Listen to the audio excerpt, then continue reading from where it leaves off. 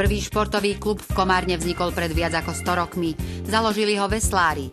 Tradícia pretrvala do dnešných dní. Naše mesto sa môže popíšiť jedným z najlepších kajak-kanoe klubov na Slovensku. Bratia Riesdorferovci, Michal a Richard, Erik Vlček, Juraj Bača či Juraj Tar sú viacnásobnými majstrami sveta a Európy. Získali dokonca bronz na olympijských hrách a sem patrí aj majster sveta v single kajaku Attila Sabo.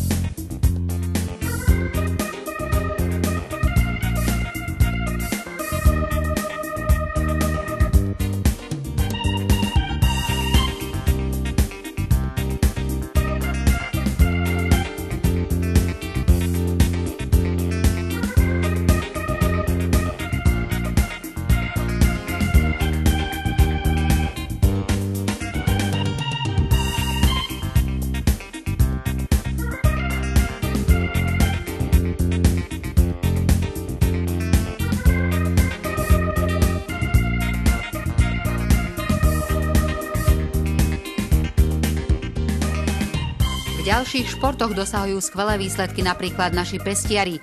V osobe Karola Jádyho dalo Komárno bývalému Československu aj zväzového kapitána. Mesto môže byť hrdé aj na futbalistov. Práve na komárňanskom ihrisku vyrastali reprezentanti Jozef Moravčík i Szilárd Németh.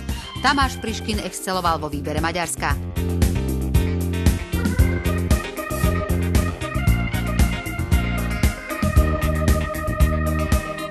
Komárno je jednou z obľúbených zastávok medzinárodného splavu Dunaja. Komárňanskí športovci vo väčšine športov dosahujú skvelé výsledky aj na celoštátnej úrovni.